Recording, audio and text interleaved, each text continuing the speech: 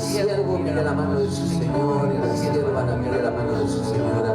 Así nuestros ojos miran tu mano, Señor, esperando el tiempo de tu misericordia. Ten misericordia de nosotros, Señor, porque si tú no nos dieras, nuestros enemigos nos devorarían. Si así todos nos oprimen, combatiéndonos todo el día, Señor. Muchos son los que se levantan contra nosotros, Señor, pero sabemos que tú los pesarás según su maldad y los de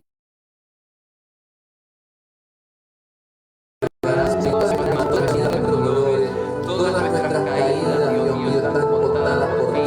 Ninguna se escapa, ninguna se escapó. Cuando tú subiste a la cruz, dice la palabra de Dios, que tú consideraste muy bueno, Dios mío, el precio que tenías que pagar por cada uno de nosotros. Nuestros nombres estaban delante tuyo, Señor. En ti alabamos tu palabra, en ti, Señor, confiamos, no te temeremos. ¿Qué pueden hacernos ellos? Sobre nosotros, Dios mío, están tus votos. Y por eso, Señor, te tributamos alabanza, Dios mío. Te damos la grandeza y la exaltación, Dios mío. Tratamos en nuestra pobreza de pronunciar justicia y de levantar adoración, Dios mío, en la limitación de nuestras condiciones, en lo poco que tenemos, Dios mío, para darte en el día. Te lo damos todo, sinceramente te lo entregamos a ti, Dios mío, sin ningún reparo, al no haber estado por nosotros, Señor, dice Israel, así dice el Salmo 124, al no haber estado Yahweh con nosotros, diga ahora Israel, al no haber estado Yahweh con nosotros cuando se levantaron contra nosotros los hombres vivos nos habían tragado, entonces cuando se encendió su furor sobre nosotros. Bendito sea Yahweh, que no nos dio por presa a los dientes, escapó cual ave del lazo de los cazadores.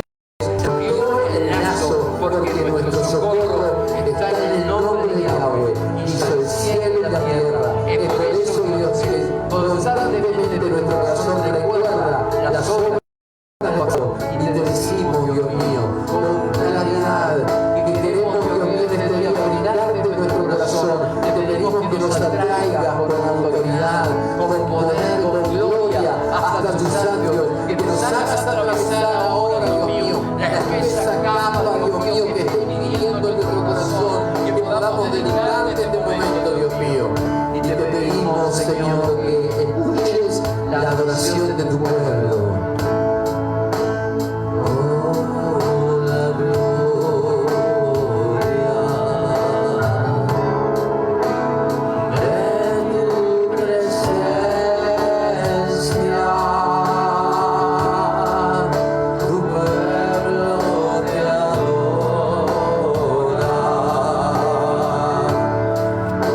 Yo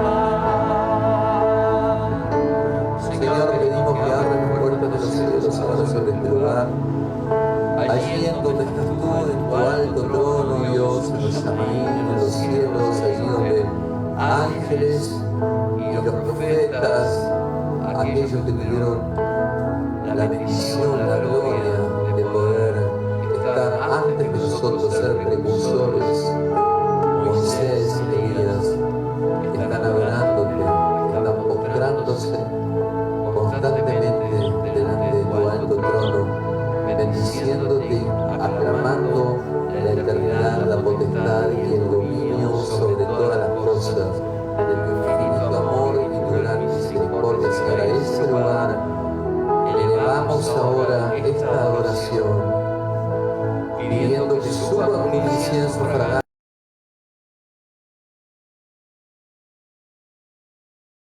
y una adoración, siendo alto también la adoración angelical,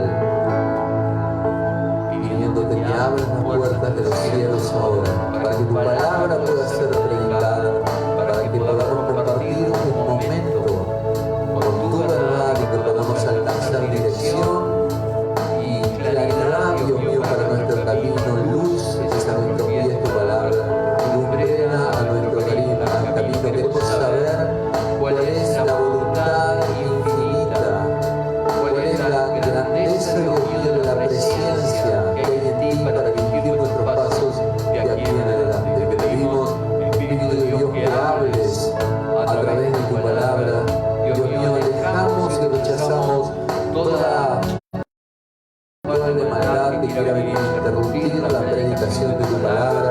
Rechazamos todo poder infernal que esté trayendo distracción, que esté trayendo perturbación, cansancio, confusión sobre nuestras vidas ahora. Y exaltamos, Dios mío, la oportunidad que nos das de poder esparcir tu palabra al norte, al sur, al este y al oeste, en este momento que la vamos a compartir como iglesia. Y es por eso que te pedimos que abras las puertas de los cielos.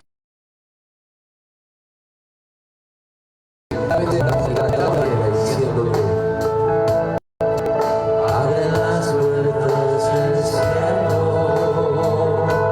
verifica tu mirada aquí, porque nunca cesarán alabanzas para ti. Abre las puertas del cielo. Ven aquí con tu presencia, solo en ti esperaré, más que nada ansiaré, mi oración llegue a ti. Ven aquí con tu presencia hoy, Dios ven a este lugar y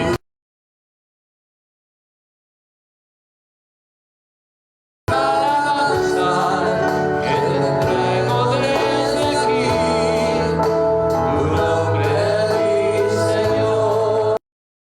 Tu hermoso nombre, solo tu hermoso nombre se encuentra hoy aquí. Dios ven a este lugar y toma tu trono, recibe la alabanza que te entrego desde aquí. Tu nombre, mi Señor, solo tu hermoso nombre, solo tu hermoso nombre se encuentra hoy aquí. Tu nombre, mi Señor, solo tu hermoso nombre, solo tu hermoso nombre se encuentra hoy aquí. Tu nombre, mi Señor, solo tu hermoso nombre, solo tu hermoso nombre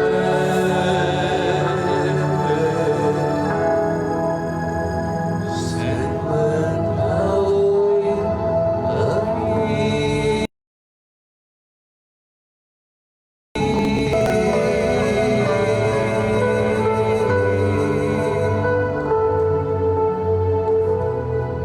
Bendecimos tu nombre.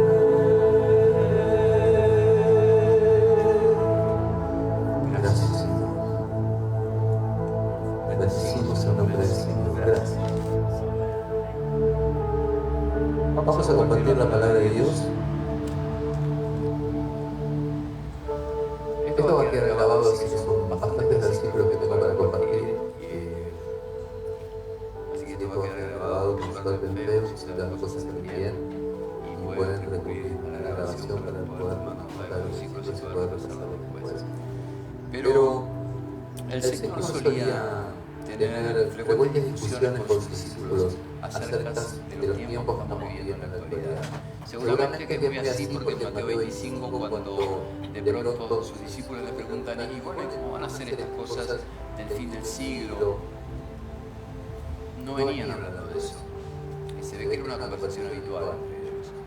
Y el Señor, en medio de todas esas afirmaciones y todas las profecías que nos escuchan en el fondo, menos se va a escuchar si me pongo esto. Así que como estoy a 2 metros no me voy a poner. En medio de todas las profecías que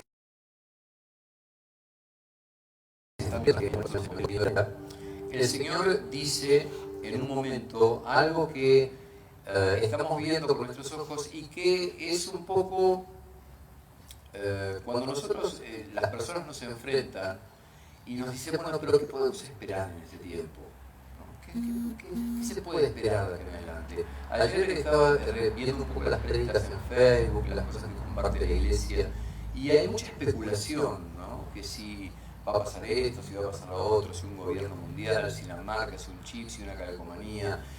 Seguramente las cosas no van a pasar de esa manera, de ninguna de todas esas maneras, porque todo lo que va a ocurrir, recuerden que el libro de Apocalipsis dice que va a ser muy sorprendente, ¿sí? De manera de que los poderes que instalen todas esas prescripciones y todas esas prerrogativas de dominio mundial van a ser adorados y exaltados por todo el planeta. Y en este momento no hay ninguna figura pública, ningún pensamiento de estos que se denuncian como, que sí, se denuncian con realidad, como anticristianos,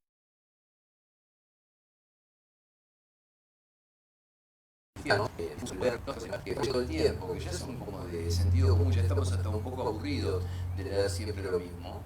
Hasta las personas que no conocen al Señor están ya hablando de lo que nosotros estamos hablando, de las cosas que estamos compartiendo, pero seguramente las cosas no van a pasar muy por ahí. El libro de Apocalipsis es un libro que no es un libro para hacer especulaciones, es un libro que nos ayuda a nosotros a todo lo que él profetizó,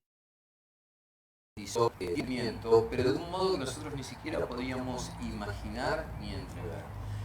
De hecho, las cosas ya se están cumpliendo en un orden que no es el que la iglesia pensó todo el tiempo. Recién ahora se está viendo de que Apocalipsis no es un libro cronológico, de que de pronto tenemos en el capítulo 7 cosas que van a ocurrir en el final de la gran tribulación, tan conocida, esos años de gobierno del anticristo. Después en el capítulo 11 estamos de nuevo en el comienzo de la tribulación. Así es un libro que tiene muchas variables. Entonces las personas nos preguntan, a veces nos dicen, bueno, pero ¿qué podemos esperar de todo esto? Y el Señor dijo claramente en Lucas 21:26, lo que está ocurriendo en este momento, dice, desfalleciendo los hombres por el temor y la expectación de las cosas que sobrevendrán en la tierra, porque las potencias de los cielos serán conmovidas. Si bien todavía las potencias de los cielos no están siendo conmovidas, pero sí ya están dando señales, ese desfallecimiento, esa angustia en el mundo ya es clara, tiene distintas variantes. Hoy estaba leyendo justamente que en esta pandemia se aumentó muchísimo la infidelidad de las parejas, la tensión, la angustia de las personas que no conocen al Señor explota y estalla por donde están los vasos con más debilidad y más rajaduras, ¿no? Entonces las personas se le dan por las adicciones, por el alcoholismo, por la infidelidad, por la pornografía, y esa angustia se ve manifiesta en estas tendencias del mundo, y el mundo se está enrareciendo, y la mente de las personas se está enrareciendo, y como hijos de Dios tenemos que cuidarnos que nosotros no caigamos también en todo eso. Y es por eso que el Señor me hablaba hoy acerca de qué podemos esperar. También podemos hablar de cómo lo podemos esperar, de dónde lo esperamos, si lo esperamos en el mismo lugar que lo espera el resto del mundo, y quién es ¿quiénes somos nosotros? ¿Quiénes somos los que estamos esperando? A la vista vemos esto de Lucas 21, 26, vemos a las personas desfallecer y a un mundo desfallecer en catástrofes, en calamidades, en angustias, en tensión económica. No sabemos muy bien en lo que estamos involucrados, pero tenemos que saber, ¿sí? Tenemos que estar enterados de las cuestiones del mundo, no es nuestra obligación, pero sí. La primera de Pedro 3:15 dice: santificad a Dios el Señor en vuestros corazones y estad siempre preparados para presentar defensa con mansedumbre y reverencia ante todo el que os demande razón de la esperanza que hay en vosotros. O sea que nosotros deberíamos ser personas que por la comunión con el Espíritu Santo, por la habitualidad que tenemos a través de la oración con el Señor, seamos inspirados gradualmente y empujados por el Señor. El Señor tiene muchas maneras de hacernos conocer las cosas. Nos da una señal acá, otra señal allá, prepara la providencia de manera que 2 o 3 veces en la misma semana nos encontramos que nos están hablando de las mismas cosas. La palabra de Dios repetidamente nos lleva a un determinado punto. Y bueno, no todos nos habla de lo mismo, pero sí, como iglesia, yo creo que hoy nos quiere hablar a todos de lo mismo. Y lo primero es esto, que sí tenemos que estar preparados para saber qué es lo que estamos esperando, cómo lo estamos esperando, quiénes somos los que lo estamos esperando y en qué lugar estamos esperando esto. La respuesta de lo que esperamos es muy sencilla. Yo todo lo que quiero hacer hoy es compartir cómo tenemos todo lo que necesitamos en la palabra de Dios. Si nadie nos tenga que, o más que el Espíritu Santo, señalar. En Lucas 21, 28, yo después voy a pasar los versículos, ¿sí? Para que se queden más tranquilos y puedan escuchar la prédica con tranquilidad. ¿Cuál sería, qué es lo que nosotros estamos esperando?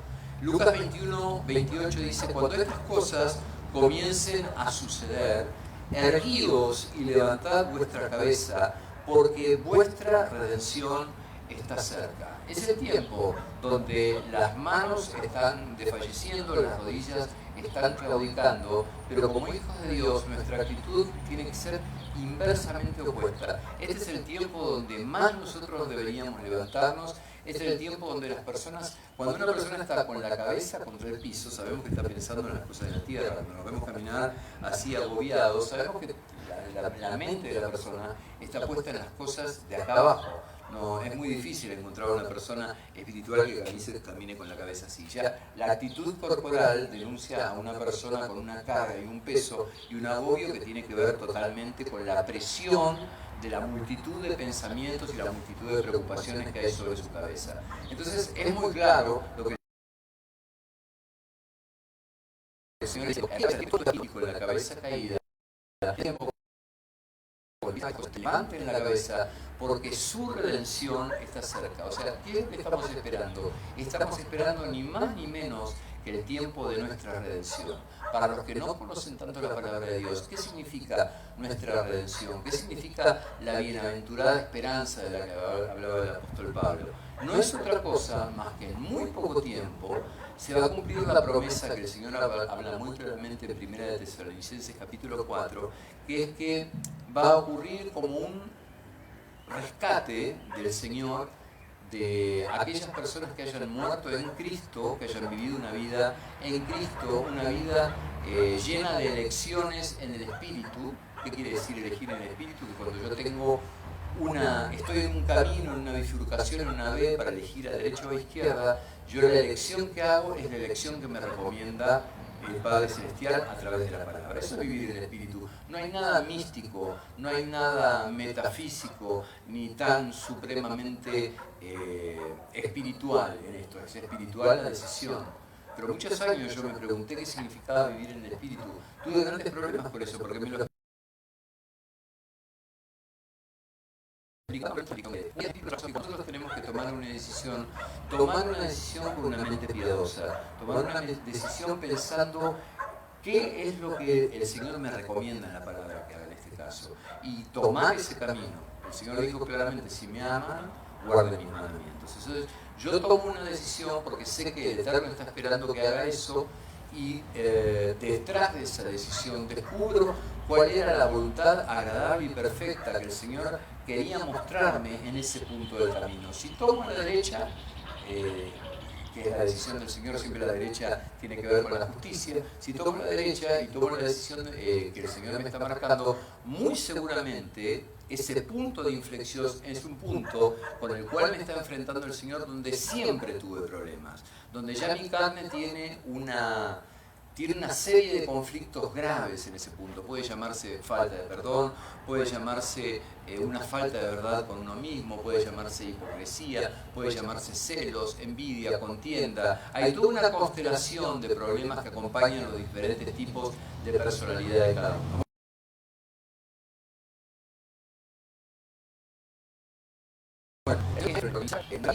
Nos encontremos una vez más con una decisión para tomar. Y si tomamos esa decisión de una manera correcta en los caminos del Señor, nos vamos a encontrar que al dejar de tomarla como la tomamos antes, había detrás de esa decisión una buena voluntad agradable y perfecta para nuestra vida, que era hace un montón de tiempo que nos quería revelar, para la cual fuimos creados en realidad, porque esos son los caminos preparados de antes de la fundación del mundo que habla el libro de Efesios para que nosotros caminemos en ellos, pero que a causa de nuestra a veces falta de conocimiento de la voluntad de Dios a través de la palabra, o falta de empuje, falta de obediencia o lo que fuese, no la tomamos y nos demoramos mucho tiempo en avanzar por un mucho mejor camino. Entonces, de hecho, nuestra redención significa el momento en el que el Señor levante a los muertos en Cristo, resucitándolos y dándoles un cuerpo glorificado, un cuerpo como tuvo el Señor después de su resurrección, y a nosotros, en un abrir y cerrar de ojos, como dice el libro de Corintios, cambie nuestro cuerpo en un cuerpo que no envejece y en un cuerpo que no muere y un cuerpo inmutable, ¿sí? Un cuerpo donde ya no hay más corrupción. Esa es nuestra redención. Eso es lo que hace referencia la palabra de Dios cuando habla de nuestra redención. Porque somos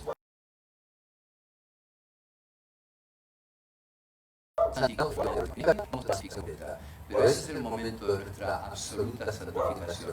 Al cambiar el cuerpo, cambian nuestros apetitos, cambia nuestra dependencia a nuestras pasiones, cambia fundamentalmente aquello que dijo el apóstol Pablo en Romanos 7, cuando dice, con mi voluntad y con mi mente quiero servir al Señor, pero mi cuerpo me tiene atado al pecado. Hay una ley que está en mi cuerpo, es la ley del pecado. Eso cambia, porque ya nuestro cuerpo es transfigurado. Ese es el momento de nuestra redención y ese es el momento que se acerca. O sea que cuando el mundo nos pregunta qué es lo que estamos esperando, lo que estamos esperando es ni más ni menos que nuestra redención. Mientras el mundo está esperando desastres, mientras el mundo teme a contagiarse de la increíble cantidad de virus, bacterias y plagas que están a punto de soltarse sobre este planeta, nosotros no estamos pensando simplemente que nuestra redención cada vez está más cerca. Por eso dice el Señor, levanten la cabeza, porque es el mejor tiempo de la historia del cristianismo. Es el mejor tiempo de la historia del pueblo de Dios. Para el mundo es el peor tiempo. Bueno, depende si somos del cielo o de la tierra, ¿no? Porque es una pregunta que nos tenemos que hacer, ¿somos del cielo o somos de la tierra? En el momento en que se empiezan a derramar las peores cosas sobre este mundo, en el momento en donde se empiezan a abrir los sellos y donde los juicios de Dios se empiezan a ejercer sobre esta tierra, preparando la venida del Señor, porque el Señor tiene que preparar su venida como llamando al arrepentimiento a todas las personas que todavía no están arrepentidas. No hay mensaje más oportuno para la iglesia en este tiempo que el arrepentimiento. No hay otra predicación posible que nosotros podemos llevarle a las personas en este tiempo más que se vuelvan de sus pecados y se arrepientan y se unan a un pueblo que está esperando su redención. Mientras el mundo está esperando su condenación, nosotros estamos esperando nuestra redención. Lo curioso que mientras en la tierra se comienzan a derramar esos juicios, Apocalipsis 5, versículo 11, dice: y miré y oí la voz de muchos ángeles alrededor del trono y de los seres vivientes y de los ancianos, y su número era millones de millones, que decían a gran voz: el cordero que fue inmolado es digno de tomar el poder, las riquezas, las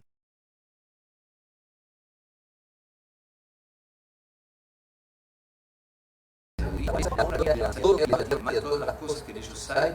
Oí decir: al que está sentado en el trono y al cordero sea la alabanza, la honra, la gloria y el poder por los siglos de los siglos. Los 4 seres vivientes decían amén, y los 24 ancianos se postraron sobre sus rostros y adoraron al que vive por los siglos de los siglos. O sea que mientras acá abajo todo el mundo está en lágrimas, en llanto y en dolor, en los cielos hay fiesta.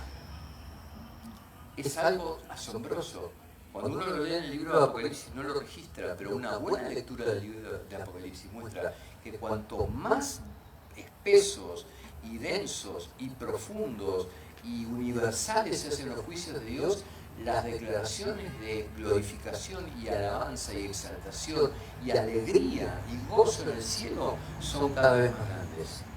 Entonces, nuestra actitud muestra claramente si somos del cielo y, como el apóstol Pablo, miramos las cosas de arriba que son eternas, o si somos más de la tierra y, como dice también el apóstol Pablo, miramos las cosas de aquí abajo que son perecederas. ¿Cómo esperamos esto? ¿Cuál es la actitud con la que lo esperamos? O digamos,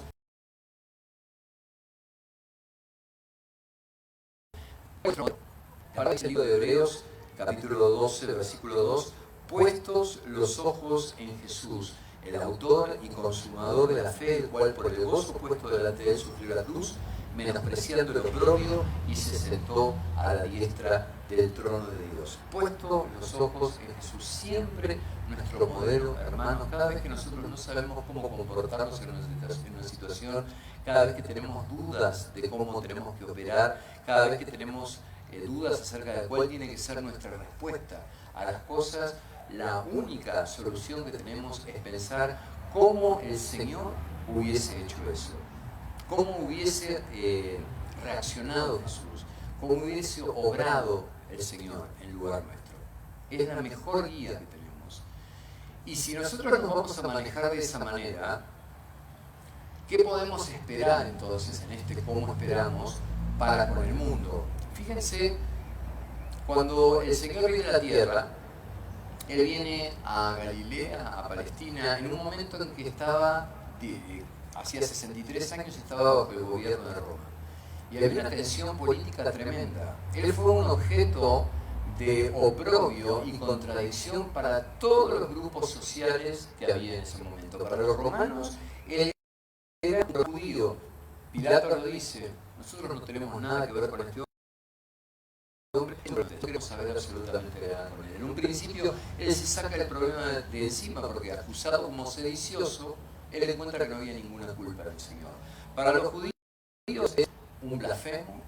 Había un gran problema con los impuestos en ese tiempo, por lo cual surgió un grupo de terroristas que se llamaban celotes, uno de los cuales, Simón, era discípulo del Señor.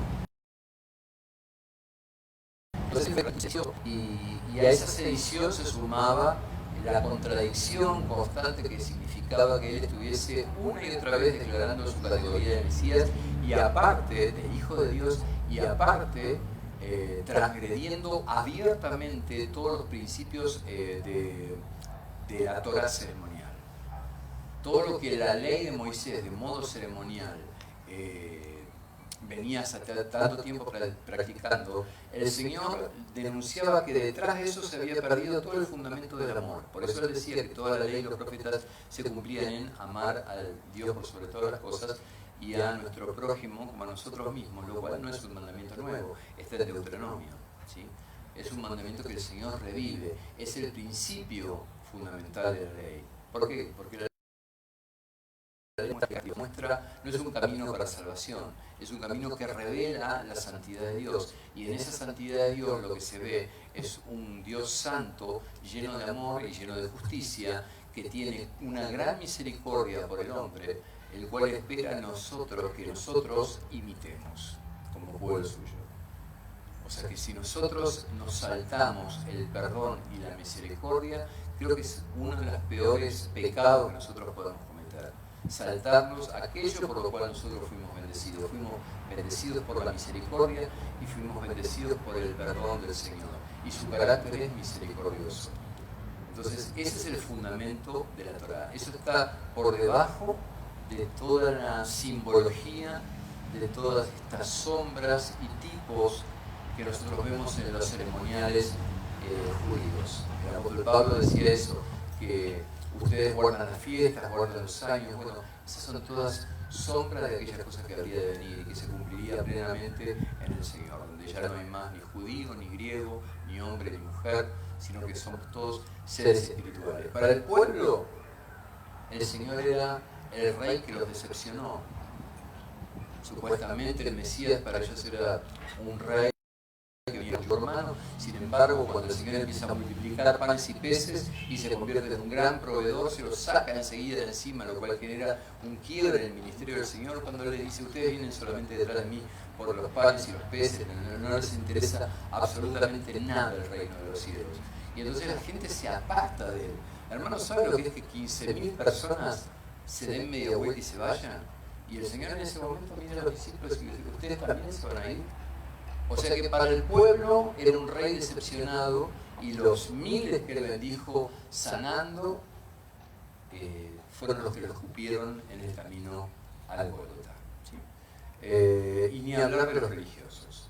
Para los religiosos había tantas sectas, fariseos, saduceos, los que querían los celotes. Había tanta gente que interpretaba el ministerio del Señor de una forma tan ambigua y tan distinta que fue un motivo de contradicción muy grande. Y ni siquiera tuvo el respaldo de los discípulos, porque los discípulos durante todo su ministerio no entendieron absolutamente una palabra. Solamente Simón en algún momento tiene una revelación acerca de que él es el Mesías esperado, y el Señor le dice: bueno, eso no te lo reveló ninguna carne y sangre, sino que te vino, es una revelación que te vino directamente desde el cielo. O sea, ¿qué podemos esperar nosotros entonces? Si nuestro modelo es el Señor, lo que podemos esperar es ser indescifrables para la sociedad en este tiempo.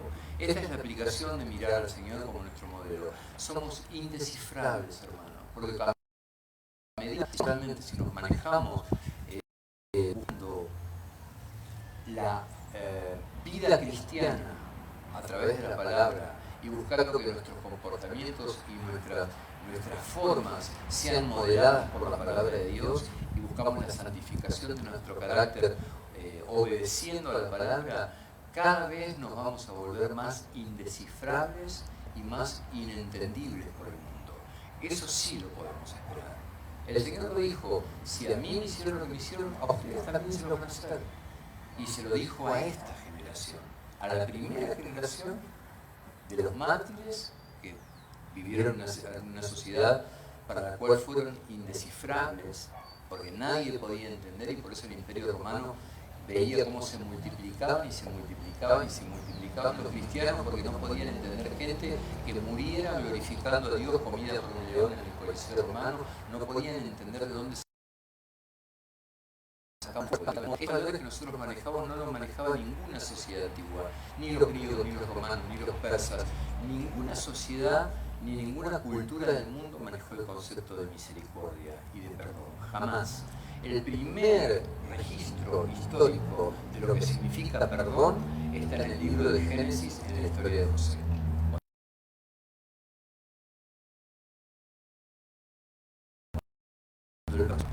De esa manera no existía la misericordia en esas culturas. Entonces, para la primera generación de cristianos fue indescifrable para el mundo. Y esta última, a medida que las cosas se van cerrando, a medida que las personas el corazón de las personas se va cerrando, los verdaderos hijos de Dios van levantando su cabeza y van encontrando que su redención está cerca, su alegría es cada vez más profunda, su deseo de encontrarlo y de buscarlo a él todos los días es cada vez más fuerte, su deseo de profundizar en el conocimiento del Señor es cada vez más intenso, y eso transforma el carácter, eso da fuerzas que nadie tiene, eso da un brillo que nadie tiene, como decía el apóstol Pablo, nos convierte en luminares en un mundo y en una generación perversa. ¿Usted cómo cree que puede verse alguien que resplandece en un mundo que es cada vez más oscuro? El libro de Daniel dice eso, que los sabios resplandecerán en el final, y muchos de ellos serán emblanquecidos, o sea, serán muertos. O sea que lo que podemos esperar, en el cómo esperamos esto en relación al mundo, esperemos ver a un mundo que no nos puede descifrar. La 14 es bien clara. Pablo dice, pero el hombre natural no percibe las cosas que son del Espíritu de Dios, porque para él son locura y no las puede entender porque se han de discernir espiritualmente. En cambio, el espiritual juzga todas las cosas, pero él no es juzgado de nadie. O sea que, mal que le pese al mundo, cuando nosotros decimos que tenemos la verdad, eso es algo muy chocante para el mundo. Porque el mundo maneja un relativismo, ¿sí? Tu verdad, mi verdad es mi verdad, entonces yo pienso como yo creo que es verdad y vos pensás como es verdad. Pero la realidad es que la verdad es una sola, se llama Jesucristo, la verdad no es una característica, es una persona, es alguien, no es algo. La verdad es alguien, así como la paz es alguien, es una persona, es el Señor para nosotros, porque nosotros no la tenemos. Entonces dependemos de la que Él nos dé. ¿Sí? Entonces, ¿qué podemos esperar para adentro? ¿Qué podemos esperar dentro de la iglesia? ¿Cómo podemos manejarnos? ¿Cuáles son las pautas de relacionamiento que podemos tener entre nosotros? Hay un versículo que esta semana a mí me tocó mucho, que está en el Salmo 110. Yo estaba pidiendo una respuesta al Señor, porque es retomar el culto a Dios y retomar la adoración a Dios en los términos que nosotros los conocimos antes. Va a ser muy difícil, ustedes ven que están con las mascarillas, de pronto es como que quizás a algunos de ustedes les costó entrar en un espíritu de adoración. No es lo mismo que cuando estamos sin las mascarillas, adorando a Dios, levantamos las manos, nos movemos de una manera más espontánea. Entonces la espontaneidad cada vez va a ser menor, hermano, y las restricciones cada vez van a ser mayores. Entonces cada vez podemos depender menos de nuestros sentimientos, cada vez podemos depender menos de nuestras sensaciones, y cada vez más tenemos que caminar por fe y no por vista, como decía el apóstol Pablo. Por fe y no por emocionalidad, cosa que a la mayoría de la iglesia la va a complicar, porque es una larga y pesada cadena que viene llevando hace mucho tiempo la iglesia cristiana en su dependencia en relación a las emociones, cosa que es lo peor que uno puede hacer en la vida espiritual, la dependencia no de la voluntad, de una voluntad determinada y afianzada en hacer la voluntad de Dios y en guardar su palabra, sino en depender de cómo me siento hoy, cómo me levanté hoy, y si siento a Dios o no siento a Dios. Y hay siempre un estímulo en este sentido del diablo para apartarnos del Señor. Es un estímulo muy bien organizado, es un estímulo que incluso opera desde dentro de la iglesia. Entonces, ¿cómo nos vamos a manejar? Hay mucha gente caída, hay mucha gente que recorrerla y a los bastonazos para levantarla del lugar donde está. ¿Son esos los tiempos verdaderamente? ¿Es el tiempo de que corramos de esa manera?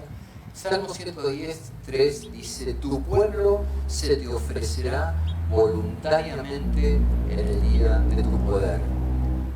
Tu pueblo se te ofrecerá voluntariamente en el día de tu poder. A mí me lo hizo muy corto el Señor. Me dijo, ya no corras detrás de nadie. No es tiempo para correr detrás de nadie. Es tiempo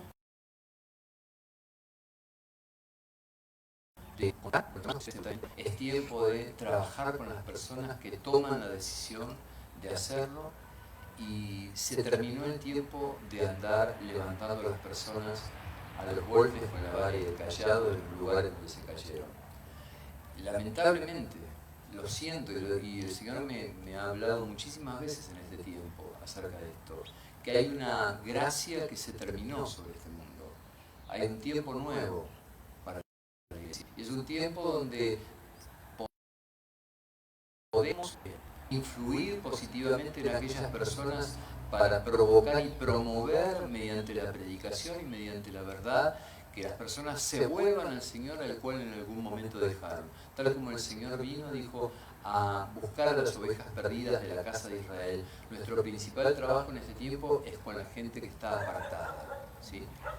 Y muchas de esas personas se van a ofrecer voluntariamente en el día de su poder. ¿Cuál es el día de su poder?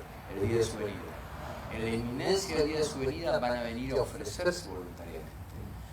Fíjense la dignidad del Señor. Y yo creo que ustedes cuando termine la prédica van a entender esa dignidad, porque es la misma dignidad que tenemos que tener nosotros como hijos del Eterno. El Señor nunca usted lo va a ver yendo a las personas a rogarle que acepten nada. Vemos escenas como por ejemplo él simulando un encuentro con la samaritana yendo a tomar en el pozo de Jacob. Lo vemos caminando y predicando la palabra, pero no lo vemos ni corriendo detrás de la gente que se le va, ni insistiendo para levantar a las personas. Él siempre mantiene la dignidad de un rey. ¿Por qué? Él dice, el que viene que se levante, que el Espíritu Santo provoque arrepentimiento, provoque convicción de pecado, provoque certeza de la necesidad de Él, y se levanten y vayan. Pero el Señor usted no lo va a ver nunca salirse ni bajarse en los evangelios de esa posición de rey, lleno de amor, pero distinguido. Él tiene como una distinción especial.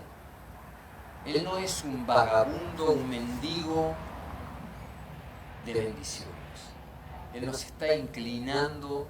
Ya es suficientemente tremendo que como rey y hacedor del universo él haya tomado esta condición para venir a la tierra a morir, a pagar el pecado de esta humanidad. Es mucho más de lo que podríamos haber esperado. Pero en su predicación él mantiene una compostura tan tremenda. Todo el tiempo la gente tiene que ir a él. Tiene que ir a él. Y van, y van. Y cuando él llama porque sabe que va a obtener una respuesta, como Mateo. Ven, sale detrás de la mesa de los impuestos. A Juan, vamos, deja las redes. Él sabe quiénes son los suyos. Creo que es el tiempo de que entregar voluntariamente el día de su poder, y que tenemos que contar con eso. Fíjese que el Señor, aun cuando se van en la escena que decíamos en Juan 6, 67, creo que es, se van todos del lado de Él y Él le dice a sus discípulos, ¿ustedes también se van a ir? No es que les dice, no se vayan. No, su actitud es, tienen libertad. Yo no me voy a meter con ustedes, con la decisión que hagan ustedes, porque no puede ser una decisión forzada de ninguna manera. Entonces, las decisiones, el Señor es un caballero. Él espera que nosotros tomemos de buena voluntad y libremente esta clase de decisiones.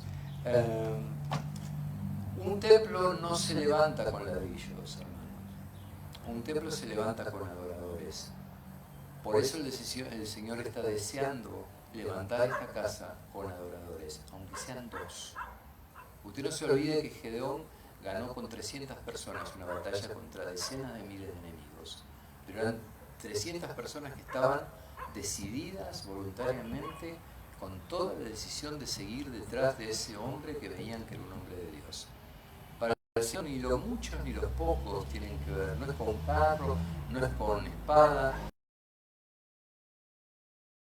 Entonces, levantar una iglesia, uno tiene que levantar la adoración y levantar un espíritu de adoración y construir y edificar un espíritu de adoración en los adoradores. Nada más. Cuando uno edifica un espíritu de adoración y esos adoradores le adoran en espíritu y verdad, de creerle a Él, de que han sido puestos en ese lugar para levantar en adoración un sitio espiritual, un lugar espiritual. El apóstol Pedro decía que esto es una casa constituida por piedras vivas que dan culto de alabanza y de adoración a Él. Eso es una iglesia. Cuando eso se construye en lo espiritual, no tarda mucho tiempo en manifestarse en lo natural. Y eso es lo que he entendido yo, que con pocos, con dos, con uno, el Señor puede hacer cosas enormes. Y es por eso que entiendo, pero claramente lo que el Señor me quiere decir cuando me habla de personas que voluntariamente se entregan en el día de su poder. No es tiempo de correr más, porque el Señor no lo hacía y nosotros tampoco lo tenemos que hacer. La Torá, la Tanaj, la palabra, no es para contender, no es para debatir, no es para discutir, es para presentar, y el que lo toma, porque fue elegido por Él, porque es su tiempo y porque tiene oídos para oír. Y esa creo que tiene que ser nuestra actitud de aquí en adelante. Entonces, edificamos a los adoradores y no edificamos nosotros el templo, que es lo que dice la palabra de Dios en el Salmo 127, si Yahweh no edificara la casa, en vano trabaja los que la edifican. Si Él no levanta esto, hermanos, nosotros podemos estar acá, yo puedo citarlos a ustedes para que vengan a construir, a levantar, va a fallar uno, el colectivo, el otro se le va a romper el auto, el otro se va a enfermar, porque no es esa la manera, no es en lo natural que se levanta una iglesia, se levanta edificando a los adoradores, edificando el espíritu de adoración. Una vez que eso se consolida y una vez que nos sentimos unidos en eso y nos sentimos una familia en eso, vamos a formular eso en lo espiritual y lo material aparece solo. Yo tuve esa visión, hermano, de que en este contrapiso había un remolino de fuego que cada vez iba siendo más grande y más grande y más grande. Y al principio no pasaba nada, pero después que tomaba una determinada fuerza y una determinada altura, era como que tomaba chispas que estaban en distintos lados y las atraía así. Pero cuando tenía fuerza, recién cuando era rojo, grande, enorme, era como una columna de fuego, recién ahí otra. Un grupo de adoradores atrae a otros adoradores, pero los que están tienen que entregarse voluntariamente en el día de su poder y tienen que decidir, tomar una decisión. Si tienen confianza en lo que el Señor les hable y les diga de permanecer en un lugar para edificar ese cuerpo de adoración, e insistir en la oración, insistir en la consagración, insistir en la oración, insistir en glorificarlo, insistir en exaltarlo, en buscar su rostro en este lugar, en orar, en venir a esta casa a tomar tiempo para orar, para proclamar palabra de Dios sobre este sitio. Solo cuando podemos edificarnos a nosotros mismos, la casa se edifica sola. Eso creo que es lo que más me tocó de esto. Y otra cosa es esperamos al Señor. O sea, esperamos al Señor en el sitio de inquietud en el que todo el mundo está esperando el final. Lo esperamos en el mismo lugar de infecciones, de caídas del dólar, de contradicciones del mundo político, de China peleándose con la India, de Estados Unidos a punto de perder toda su preeminencia y dársela a los chinos y a los rusos. Estamos en medio de un conflicto. No saben, miren, hermano, cuando nosotros si tomábamos un judío que hubiese visto en los tiempos de Jesús caminar al Señor, ese hombre no podría haber descrito jamás cuál iba a ser, ni la situación en la que estaba, ni lo que estaba viendo, ni el futuro de lo que estaba viendo. Y nosotros estamos en la misma condición. Si miramos todo esto con ojos naturales, no sabemos ni en manos de quién estamos, ni en medio de qué conflictos políticos estamos, no tenemos certeza si las cosas que vienen a nosotros son ciertas o no, si es un mundo de fábulas, si estamos rodeados de mentiras, si somos los esclavos de poderes económicos que quieren hacer un desastre y ganar preeminencia económica y política a expensas de nosotros. No tenemos idea, no tenemos manera de averiguarlo. Entonces nosotros en ese terreno no podemos esperar. No podemos ponernos junto con el resto del mundo a esperar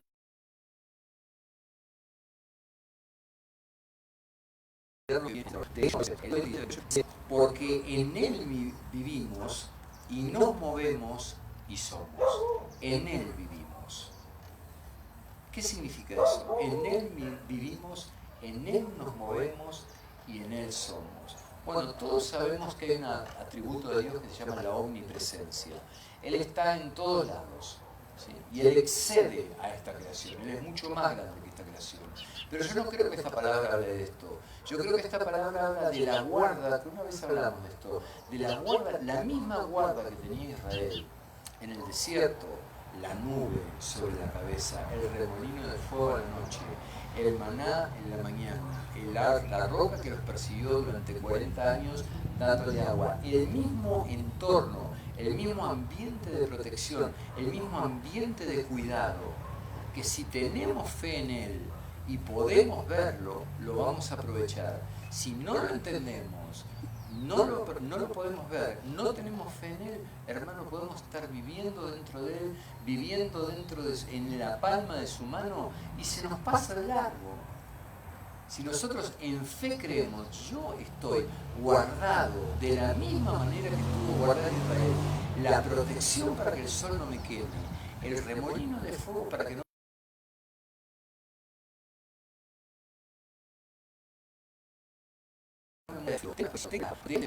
si le obedezco, cuando la nube se levanta yo voy para allá, cuando la nube se detiene y en este entorno nada puede fallar, si yo creo en eso, ciertamente, si yo pongo toda mi confianza en eso, eso quiere decir Pablo cuando dice en Él vivimos y en Él nos movemos y en Él somos, porque fuera de Él no somos nada. El que salía de abajo de la nube se quedaba en el medio del desierto, en ese terrible recorrido de Israel durante 40 años, media hora que se quedaba bajo el calor de ese sol y se achicharraba. Pero muchas veces caminamos como llevados por otro, hermano, o caminamos como dormidos, como acostumbrados a esa defensa, a esa guarda. La palabra de Dios dice que como Jerusalén está rodeada de montes así, y agua nos rodea y nos defiende, pero llega una circunstancia y nosotros enseguida ya estamos temblando. O sea, es una elección. Esas son los caminos que se abren a la derecha o a la izquierda. Cuando llega ese problema, usted tiene que dejar de creer lo que sus sentimientos, sus sensaciones, sus percepciones naturales le dictan y empezar a creer como más cierto y más seguro lo que le dice. Nuestras percepciones son engañosas, nuestro corazón es engañoso, pero lo que está determinado sobre nosotros como pueblo es muy cierto, es muy seguro y se va a cumplir. Lo único que usted tiene que hacer es subirse arriba de ese tren. Eso ya está declarado para usted, está asentado ahí y no va a cambiar. Pero tiene que poner todo su esfuerzo, y más en tiempos como eso, todo su esfuerzo, primero en conocerlo, si no conoce la palabra de Dios, y segundo, en creerlo de todo su corazón, porque es la única llave para poder mover todo eso dentro de nuestra vida. No hay otra manera, es la fe la llave que abre todas esas puertas de promesas. Entonces Pablo dice que nosotros no esperamos en el mismo lugar, nosotros estamos en una burbuja, estamos debajo de la nube, estamos en otro sitio, pero lamentablemente la mitad de la iglesia a lo largo y ancho del planeta en este momento no está en otro sitio, hermano. Está en contiendas, es terrible. Yo a veces veo la pérdida de tiempo de acusarse unos a otros, de que si yo soy santo, si vos sos santo, si yo predico el evangelio original, que si no, que vos, que si el nombre verdadero, si el nombre falso, que si el evangelio fue escrito en griego.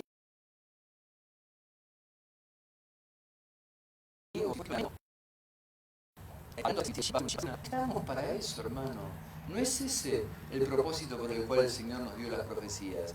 Las profecías son para que confiemos que esas cosas van a ser y nos sorprendamos cuando las veamos ser y glorifiquemos a Él cuando las veamos ser. No para jugar a las adivinanzas, no para meternos como el resto del planeta en adivinar si este o el otro, si Soros, si Bill Gates.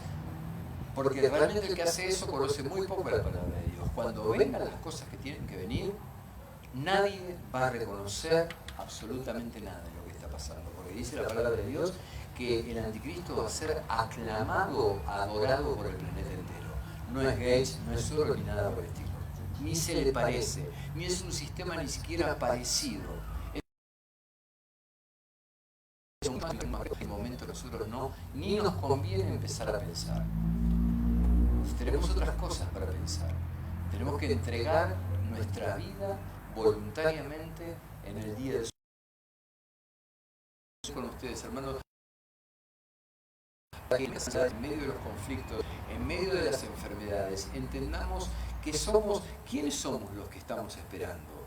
Fíjese la palabra de Dios, en 3 lugares distintos dice lo mismo, y no tiene nada que ver aparentemente ante los ojos de los que no conocen la palabra, los sitios en los que esto está declarado, pero tiene todo que ver porque el Señor es uno, su palabra es una, y el pueblo que Él se hizo es uno solo, y es el mismo.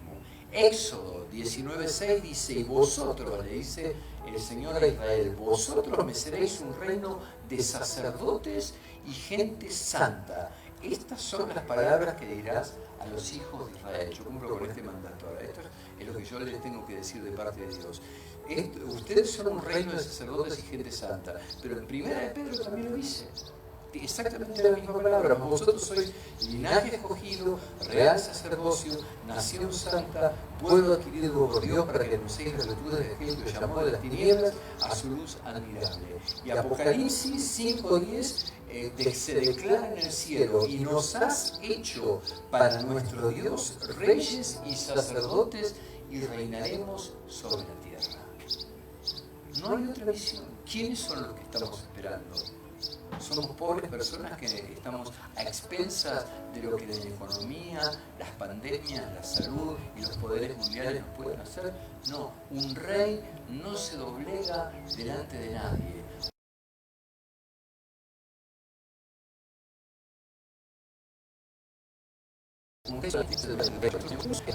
Un sacerdote es una persona que está puesta para reconciliar a un pueblo que trae ofrendas por el pecado para reconciliarlo con el Eterno.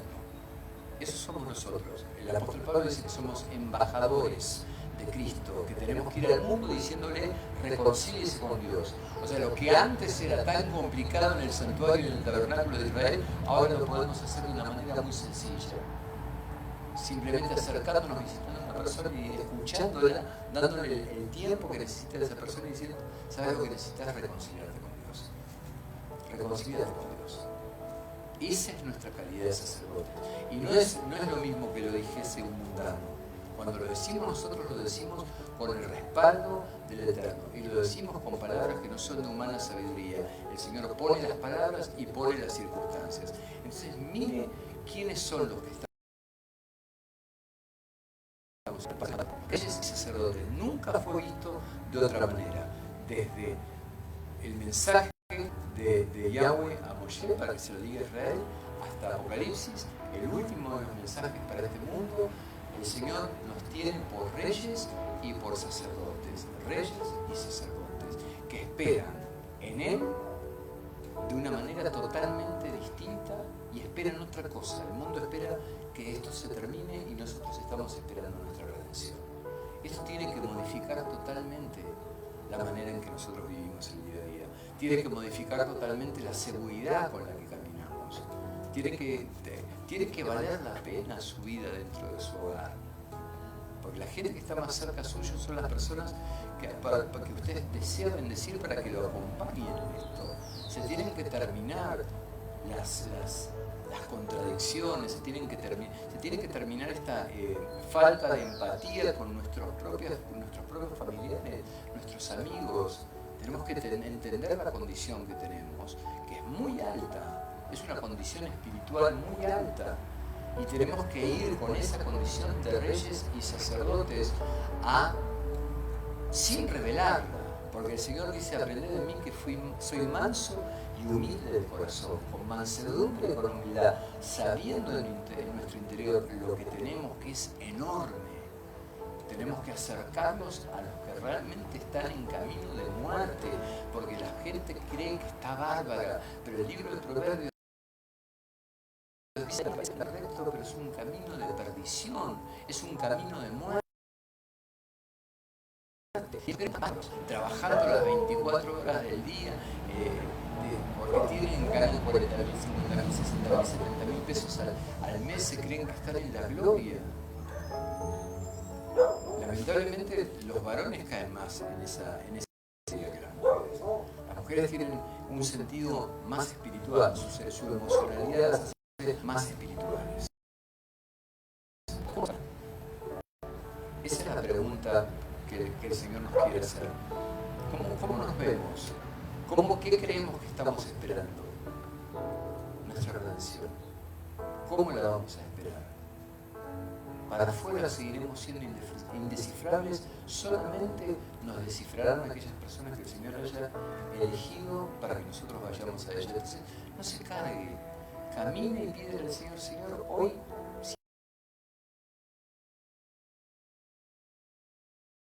esta cosa maravillosa que pusiste en mí, la puedas compartir con otro. Y Él solo lo va a hacer. No es para peso, hermano. No tiene que representar ningún peso. Al contrario. Para mí dejó de ser un peso desde que el Señor me dijo, trabajá con los que se ofrezcan voluntariamente. Listo. No tengo más peso. Ahora entiendo. Antes como pastor a uno le cuesta, porque como pastor uno siente que las vidas como que de alguna manera es esa cosa que dice el Señor de las ovejas, ¿no? Que son ovejas que son responsabilidad. Pero uno no tiene la responsabilidad si las ovejas van por pastos envenenados por ahí. Las cuida en todo lo que puede. Pero cuando empiezan a comer pasto envenenado, uno le va a sacar el pasto. Tiene muchas ovejas como para sacarte del pasto de la boca. Y lamentablemente las que comen pasto envenenado se mueren o quedan por ahí tiradas en el camino. ¿Sí? Entonces, no es nuestro. ¿Cómo vamos a caminar? ¿No?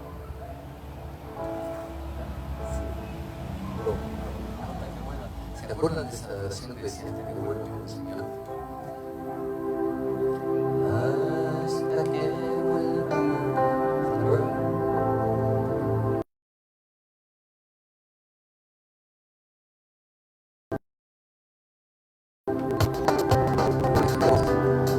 Porque de una manera sencilla, a través de tu palabra, nos recordaste quiénes somos, cuál es la condición maravillosa que vos preparaste para nosotros en tu infinita gracia, en tu gran misericordia, en tu gran amor.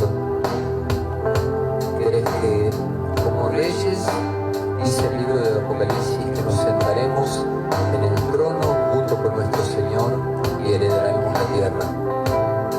Y en esa condición de sacerdotes es una condición activa en este momento, y para muchos será también activa en el milenio y luego en la eternidad.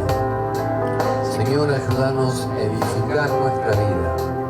A partir de este momento queremos tomar estas certezas de las que compartimos hoy para poder volcarlas sobre nuestra vida. Sé que nos va a costar a muchos de nosotros poder confiar más en lo que vos declarás con tanta certeza acerca de cada uno de nosotros, que aquello que fueron las percepciones que nos acompañan desde nuestra más tierna infancia y para las cuales muchas veces no encontramos solución.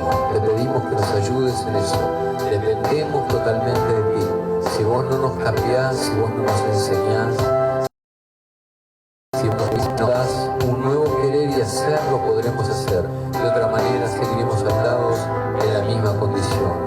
Ayúdanos a ser mansos y humildes, pero caminar con esta dignidad maravillosa que tuviste tú en la tierra, con esa mansedumbre, con esa templanza, con ese amor, con esa benignidad, con esa fe absoluta y por sobre todas las cosas, obediencia total, porque vos fuiste perfeccionado, vos que eras el mismo Elohim en una gloria disminuida para poder ser accesible a los parámetros de este mundo, para poder entrar en tiempo y espacio. Si no, todo hubiera sido destruido por tu inmensa gloria. Te tuviste que rebajar, tuviste que tomar una posición de hombre, y aún siendo hombre, dice el libro de Filipenses, destituirte en tu muerte a una condición de siervo para poder ser exaltado y tener un nombre, sobre todo nombre, ante el cual toda rodilla se dobla y toda lengua tiene que confesar que tú eres el Rey. Señor, ese mismo camino queremos seguir, siendo y sabiendo y conociendo la alta dignidad. Queremos seguir el mismo camino que seguiste vos de humillación. Queremos caminar de esa manera para poder ganar a muchos. Padre, te esperamos con los ojos puestos en el autor y consumador de la fe. Dios mío, anhelamos tu redención y hasta ese momento queremos caminar como esta adoración que tanto nos bendijo durante todos estos años. Hasta que vuelva mi buen Señor, yo iré por este caminar, estrechar sendas, cargo hoy mi cruz, Señor.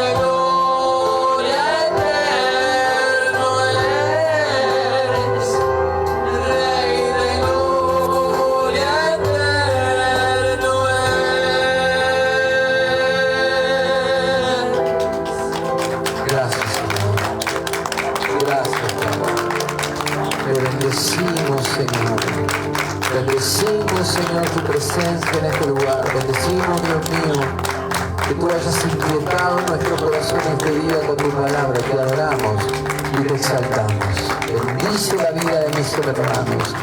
Señor, ahora queremos orar, Padre, por cada una de las familias representadas en este lugar. Padre, en el nombre de Jesús. Bendecimos, Dios mío, esta congregación, bendecimos sus familias, Señor, bendecimos sus hogares, bendecimos todos sus proyectos, Señor, afirmados en Cristo, todas aquellas cosas que estén en tu perfecta voluntad, tienen la garantía.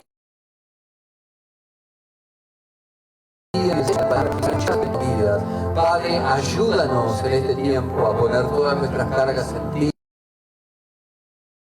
Nuestras peticiones en toda oración y ruego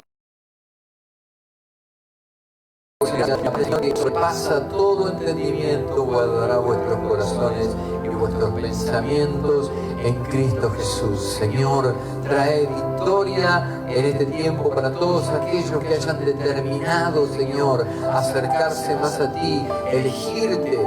Señor, este es el tiempo que profetizó Isaías cuando decía que aquel que se acercara a ti, Dios mío, contaría con tu beneplácito.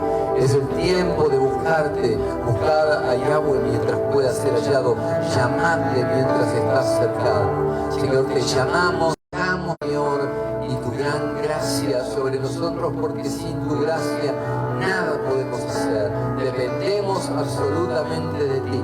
No hay mérito alguno en nosotros que pueda permitir alcanzar nuestras metas. Esto es lo que queremos retener constantemente en nuestro corazón. Esa absoluta dependencia que nos bendice cada día y no nos permite perder la brújula, no nos permite perder el norte. Padre, tú eres resguardo para todos los que te aman. Tú eres fortaleza alrededor de los que te temen. Tú eres, Dios mío, como los montes de Jerusalén que rodean a tu pueblo.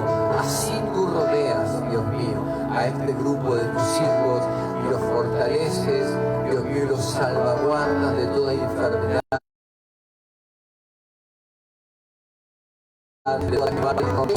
Toda maldición, todo peso de pecado, toda cadena que Satanás esté echando sobre distintas áreas, Dios mío, sobre pensamientos ocultos, Señor, sobre emociones, que esté trabajando a través de la fantasía, de la evocación, Padre, en el nombre de Jesús, todo espíritu que traiga, Dios mío, ese regodeo sobre el pecado, sobre imágenes, sobre momentos, Señor, que te han contradicho, te pedimos que rechaces ahora todo esto en el nombre de nuestro amado Señor. Padre, queremos irnos de este lugar levantados por tu palabra y por tu Espíritu Santo a una condición espiritual superior a aquella con la cual entramos por las puertas de tu casa. Nos vamos, Señor, con adoración, nos vamos con alabanza. Señor, así como el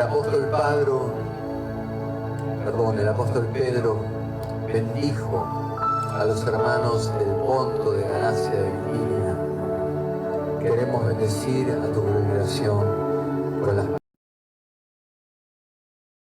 palabras de Dios.